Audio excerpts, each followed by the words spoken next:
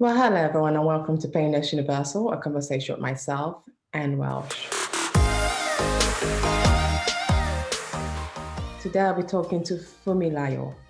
Fumilayo is based all the way in Ibadan, Nigeria, and she'll be talking about this issue living with sickle cell. Sickle cell has never been easy for no one. Doesn't matter what part of the world you live in, it's always been a challenge for many. I'll be asking her the vital question about her genotype and how she discovered her journey of living with sickle cell. People still don't understand that there's still a misdiagnosis going on where people don't even know they have sickle cell until a later stage in life because of misdiagnosis. This has led people to go on and marry other people who are sickle cell warrior, not testing. And this has led on to many more other babies being born with sickle cell. It's still challenging to live with sickle cell because it excruciating pain. Fumilayo will be telling me about her journey of pre-diagnosis when she didn't know she had sickle cell, what she was being told and how she was able to manage it. And also after she was diagnosed, how she found her joy because she was able to know what she was dealing with. Listen to this conversation with Fumi. Welcome again to Painless Universal Conversation with myself and Welsh. I've got Fumilola, Favor, and Anjorin. I'm absolutely delighted to have you all the way in Nigeria. Where in Nigeria are you, Fumilola? I'm currently in Ibadan, in Oyo State, Nigeria. Beautiful, lovely place. I'm so glad to talk to you. Yeah. Because you are an inspirational person to myself. I grew up with sickle cell in Nigeria for most of my years. I mean, not about 8 years of my life I was in Nigeria. Really? Yes, I grew up in, but I was more in the northern part of Nigeria and a little bit in the eastern part. What inspired me about Nigeria is about one, the number of people with sickle cell and how well known it is in Nigeria. But at the same time, there's still a massive gap in terms of the stigmatization around sickle cell, how handling and getting married, having a future living with the disorders. There's still that major gap. So today's topic with you is really talking about who you are, Fumilola, but also the challenges you face and how you overcome that pain of living with a disorder like sickle cell. Before we start, could you tell us a little bit about who are you? Okay, thank you. It's such an honor to be here on this conversation with you, and I'm really excited about it. Thank you so much for having me here. I'm Fumilola Favor Anjorin, and I'm a Nigerian. I currently hold 2 degrees. I have a Master of Science degree in Chemical Pathology, or let's even say 3. I have a postgraduate diploma in education. I'm passionate about education. And I also have a Bachelor of Science degree in biochemistry. Okay, so I run a podcast show, and everything you just mentioned now was part of it that pushed me. These challenges, these misconceptions, the might is just way too much. And I just want to do my bit to say, okay, let's just try as much as possible to clear this misconception. People still see this thing as a plague, like you don't just relate to the person because she has sickle cell disease. So that's one of the things that drives me to and say, I want my voice to be heard. I want to tell people that I live with sickle cell and I'm still taking my degrees. I'm passionate about education and I'm still doing more. You understand that kind of it. So that is me. I currently work as a program coordinator for a genetic testing research funded by NIH in University College Hospital Ibadan here. So that's a bit about me. I'm the only child with sickle cell in my family. I'm the last of a family of 6. So I think that's it about me. Wow, that's an interesting story there. So you were the last child, and there you were diagnosed with sickle cell. Can you tell me about your sickle cell journey? When did you realize you had sickle cell?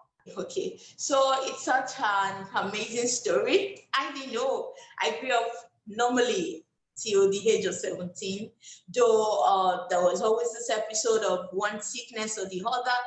I had misdiagnosis early. So I think at the age of 5, the story my mom told me was that at the age of 5, when I started falling sick, then there would be this issue of a low blood, a low PCV count, and then she took me to the hospital. They ran my genotype test about twice, and they gave out the result of yes. She said the third time at the age of 7, when she went, she kept mentioning a particular name that I won't like to mention. One consultant said, I will have to follow them to the lab myself because this girl is showing symptoms of disease like sickle cell, but the genotype test is showing something else. And she went to the lab, came back days after and said, go and throw away all the paludrine and all the routine drugs she's been asked to use because she's not sickle cell. If you're a Christian, you can start raising her in faith and all that. So I was being raised like that. She started doing all these local concoctions, getting things that could boost my blood, all the local things for me and all that. So I grew up having pains. There'll be days out of school with pain. So the summary they gave to it was rheumatism, because currently dad has arthritis. So they said, okay, in our dad's family, they usually have rheumatism and arthritis. Maybe she took their blood. You know, those kind of misconceptions. Maybe she took their blood and she's just doing like her dad. So anytime I'm beaten by rain from school, you know that the next 3 days I'm not going to school because pain will start. And they just couldn't link it to something else apart from rheumatism. They even gave me local incisions. Somebody came to do this herbal incisions on me and said, okay, after these incisions, you will justify, the pain will come back again.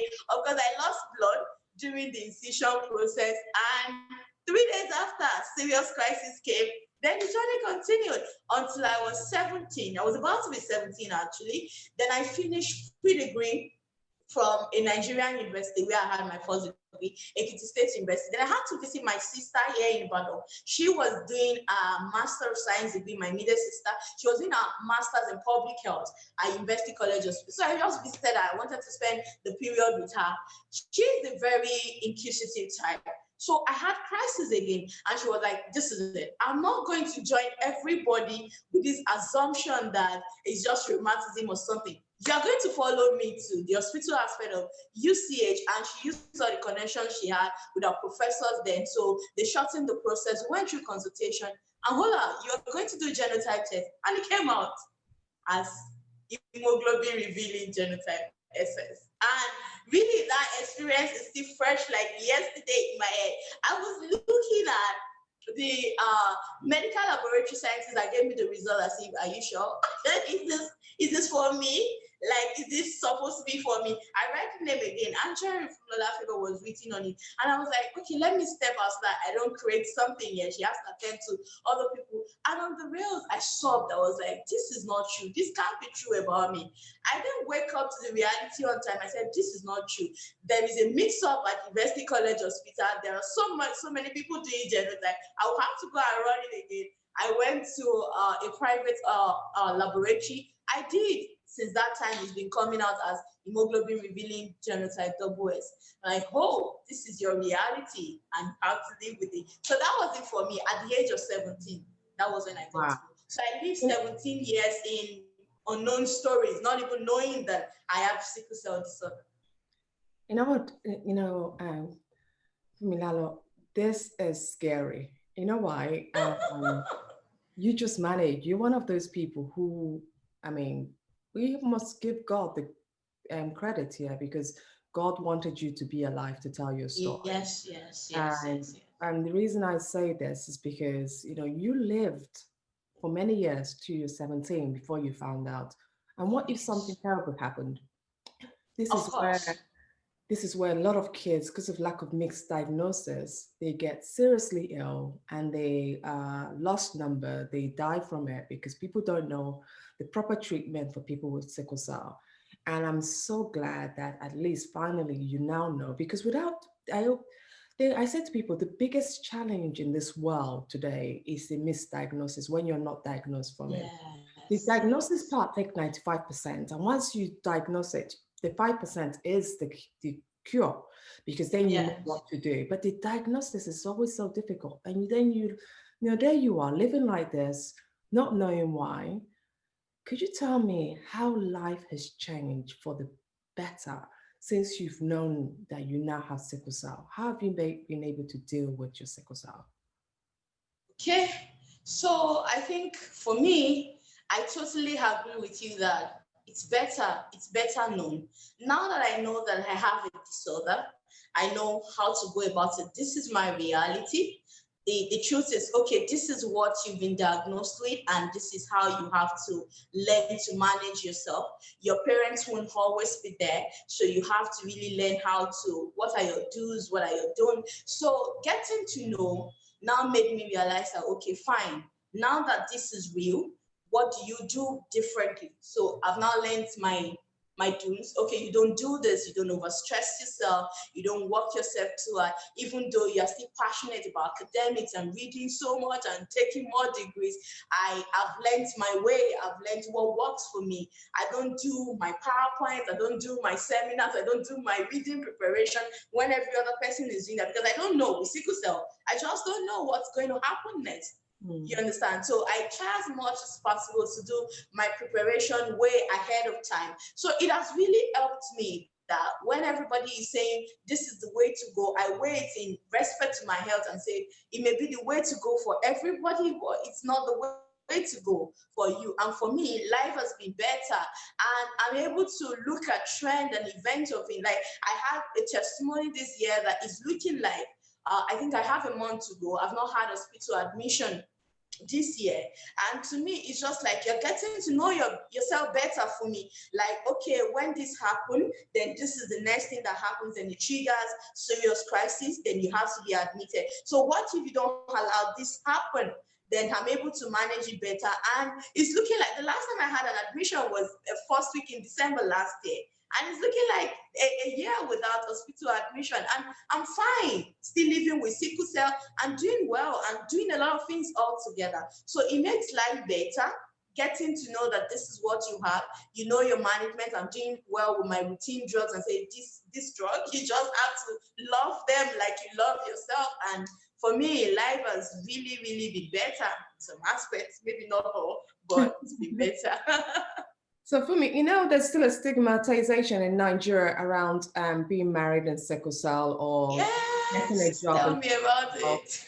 People hear your sickle cell and the immediate thing, the first thing they do is run out the door because they just don't feel your life partner, you're the mother or Yes. father of their children. Or jobs see you apply for a job and they just don't feel you're qualified because, you know, you might be qualified, but they don't feel you're sustainable to be in that organization. How have you been able to navigate those challenges? Okay, let me take you from the angle of the job first. Can you hear me? Yes, I can. Okay, I think I'll start from the job part first. So there is always this thing, and I pray. I don't know how long it's going to be, but I think it's still very much heavy in Nigeria. I was engaged in a conversation with someone about 3 months ago at the hematology department in UCH here, and she was discussing with me and some other senior registrar hematologists that she lost her job just because she had maybe crisis after crisis, and the employer just randomly called her and said, I'm sorry, I understand that this is not your fault, but you can't stay in this organization anymore and all that. Despite the fact that it wasn't an organization that was giving her health insurance, she was paying her bills herself, but the fact that she was taking their time, there were days, like weeks, she would be out because she's on admission and all that. She lost the job. And for me, I was like, whoa, this is something. I've had something similar as an experience before, that I was admitted for a week and coming back to work the Monday after, my employer came to me. I was alone and he came to me. I was like, I think you will have to step out. And I didn't get it. I was like, what do you mean? Step out, like what? Like how? I said, you know, your health is important. I'm a medical doctor. I can't say I don't understand what goes on with your health. And I can't deny the fact that these projects will keep on going and it may be stressful for you. So maybe you may have to step out to go and take care of your health. So that was one for me. It didn't go. I did eventually resign. We resolved it. I just, what I used was, I think it was God that took control. Maybe I still have to be here. And I just didn't give him an immediate response. I said, okay, there is no problem. I get your point. I will see you. Then I went to see him alone in his office, and I said, okay, what exactly is the problem? Let's address the issue from here. Is it that I am not giving you your deliverables during this period that I was healthy? Way more healthy than every other person, like you're doing well, you give me my deliverables and all that, projects are not dragging, but I just feel like for your benefit you may have to step out and something. Then I explained to him that this is what happened. Even if I'm not sickle cell, there are people that feel sick. You may employ another project coordinator that will fall sick. They may have accident. Then I gave scenarios of a friend of mine that had an accident and she had to be out of work for like 2 weeks or something. That, what do you tag that? That is not sickle cell. So I said I want him to take this as the fact that it doesn't have anything to do with sickle cell. People just break down one time or the other. The most important thing that we should focus on is the project dragging? He said no. Let's be sincere with ourselves. Am I doing what I ought to do at the right time? He said yes, of course you're doing. So I don't think we have a problem. And I don't know. I just felt like God took control and said, okay, I'm just concerned about you. You can do it. Then let's go ahead. That was a year ago. That was my own experience. But it's not the same with every employer. At least I mentioned the person that said she was laid off, and that would be like a second or third job. So that's it. Employers still have issues, but I'm able to put you, and as a program coordinator, I hope I am not the kind that do hide and seek about my genotype. I tell everybody that cares to know, because as much as you need me, I need your help. My team knows, they know that I'm having this conversation. So as much as possible, I build a team structure where I'm not just bossing people around. I make it clear that there are periods that will be sick and that will need your help. So as much as possible, I build a structure where they can help me. So days when I'm at home and I'm down and they say, okay, this is what is happening. We need to deliver this to the boss. Okay, what do I need to do? Send this. Can you manage to on your laptop and send this? So I can do that. So they do that for me and it's okay. Days when I'm healthy, I spend all my strength and they care. They're like, are you not doing too much? We had an outreach recently and they're like, Fumi, you're doing too much. On what site day? On Thursday. So where I was the one, consulting all the patients and like, Fumi, you're doing too much. Do you think you can do this? You can handle this? I'm fine. If I need help, I'll call you. So that's like me building a team structure at work and making it know like I'm sickle cell. It's not a play. I'm working. You can see that I'm working. I work on average more than every other person here when I'm healthy. But when it comes and I'm down, there's nothing I can do about it. You just have to help me. So that has really worked for me. And relationship, tell me, I've had my fair share. I'm still here. I've had my fair share of relationships that didn't work just because I have sickle cell. Yes. You are assertive, we love you. For me, you're a go-getter, you're everything I want in a woman. When you say you want to take this degree, before we say Jack, you're registered for it, you've applied for it, you're getting admission and you're going for it. But sickle cell. And they just feel like, once he told me recently that I don't want this, he said, and I said, there is no big deal.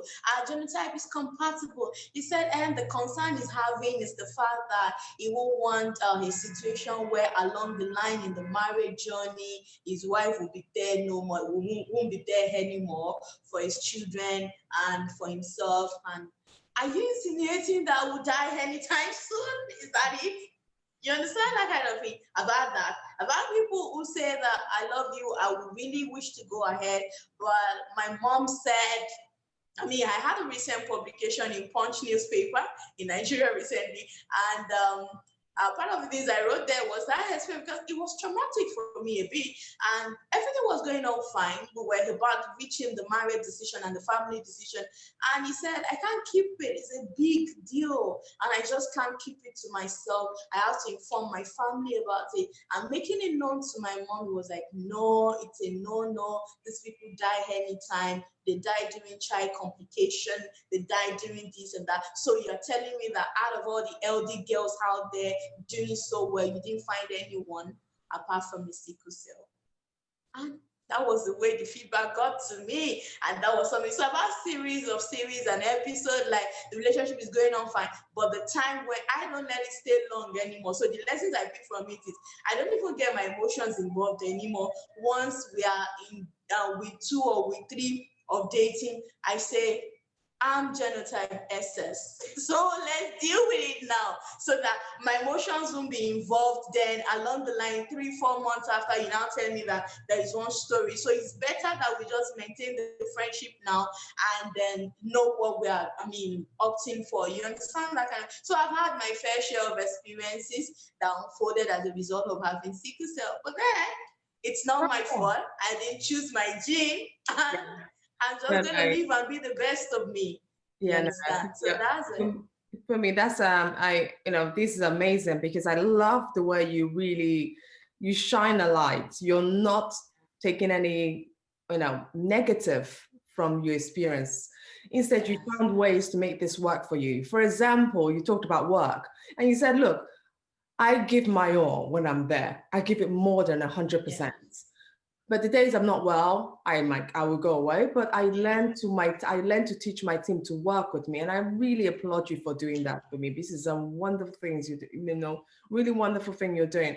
I also love the way you take relationship. You say, look, I'm not going to put my emotion to it, but if it happens, it happens. And if it doesn't happen, I'm not going to cry about it because this has always happened all the time. And when the right person is ready to find me, so be it. Let them find me. I'm here. Yes. And I love that. I love that perspective of things. Because if you always have a negative view of this, you find yourself unhappy. And this is where it comes to my question. How have you found joy in living with sickle cell? Okay. I think my joy comes from the fact that I am a lot of motivation to different people. I am.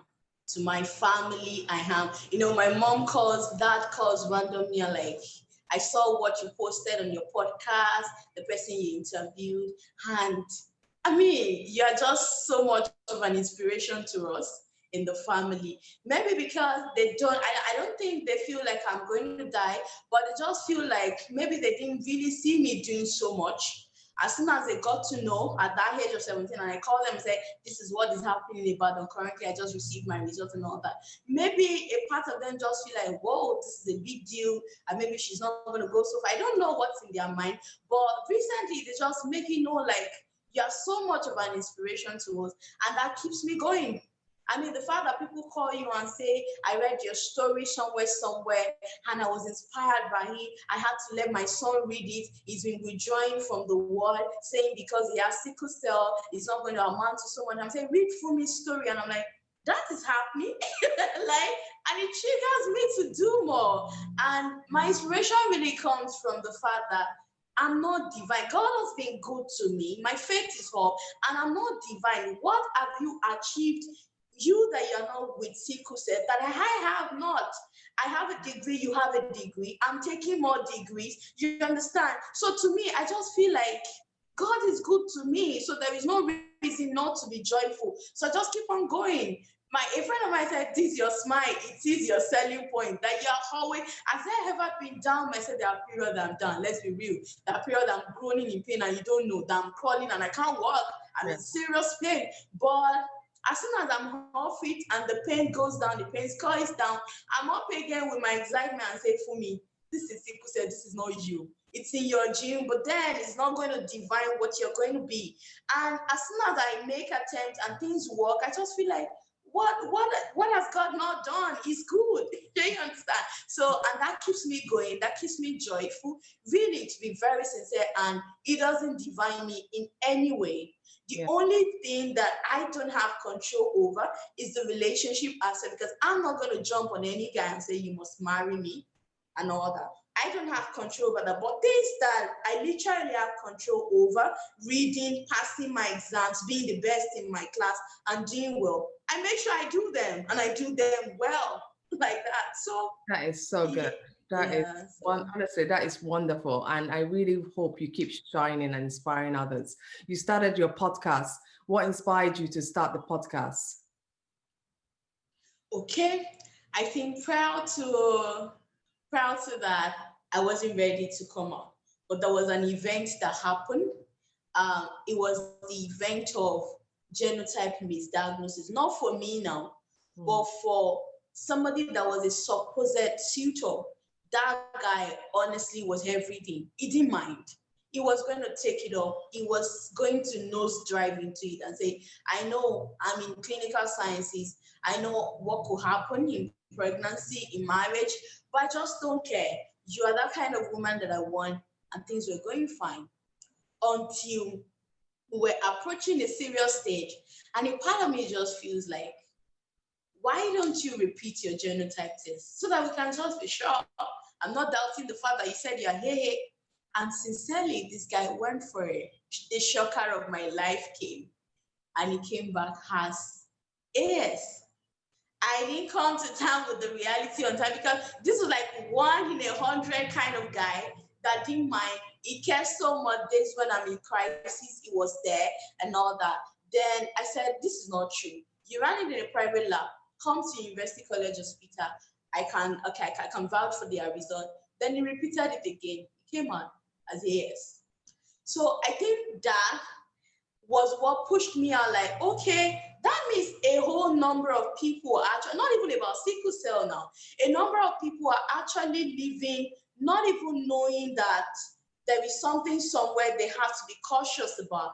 Coupling with my own story that I lived till 17, not even knowing that I have sickle cell. I just felt like, for me, you have to come out. You have to start addressing the issue of genotype here and the misdiagnosis. Okay, maybe link it to yourself, tell your story, educate people, and it didn't come out immediately. I established a podcast. I established a YouTube channel, but the part of me that didn't want to come out was just like, that means you are telling the whole world now that you have sickle cell. People tell me, I've met consultants that say, I still saw one last year. Like, what are you doing in hematology? I said, I came to see my doctors. And it was like, doctors, you're a patient? Yeah. I said, yes, I'm a sickle cell patient. I was like, you don't look like. I've heard that over and over again. So that part of me was feeling like, that means now you're going to literally tell the whole world that you have sickle cell. So I opened the YouTube channel. I got a guy to design it for me, but I wasn't ready to put any video there because I wasn't ready to face the world and tell them that, hey, this is a girl that has sickle cell. But then it kept going. I kept going until one sickle cell day this year. And a sister of mine just called me and said, YouTube channel. That word just got to me. She didn't know that word was my final push. She said, YouTube channel for over 2 years. You didn't put any video there. It's another word, sickle cell day. Are you not going to say anything? How long are you going to hide? And I'm like, what are you gaining from hiding? How many people have you been able to inspire by hiding? And I just said, don't worry, give me 2 hours, a podcast is going to be out. And she herself was surprised because in 2 hours, the podcast came out, and that was how I learned. And the moment I was able to release the first, I wasn't afraid to do the second, the third. Then feedback started coming in. You're inspiring me. I didn't even know I could do this. I didn't even know I could do that one. Your story was inspiring, and that was it. And that was it for me. That was the inspiration for me. I wanted to address the issue of genotype. Shout it out loud, like, do it. You have done it once, do it twice, do it. So many other times. Let's be sure of your genotype. Guys like that, let's even say it doesn't have anything to do with sickle cell. He can say he's A and just randomly go and marry an AS kind of person because he feels like he's A. Then the cycle continues. So that was my drive, like, no, we have to end this. This can't go on. Let's say it doesn't have anything to do with me. This guy will randomly think he's AA and go and meet an AS lady and fall in love and get married. Then they will give back to an SS child and say, where is this coming from? Do you understand that cycle? So that was the drive and that was the push for me.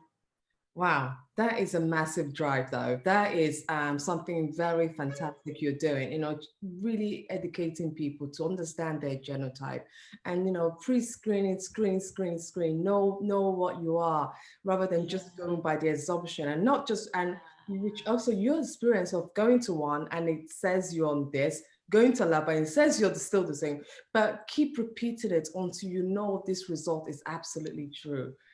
Gosh, for me, this is great. What would be, a final question, what would be your hope for people with sickle cell? Okay.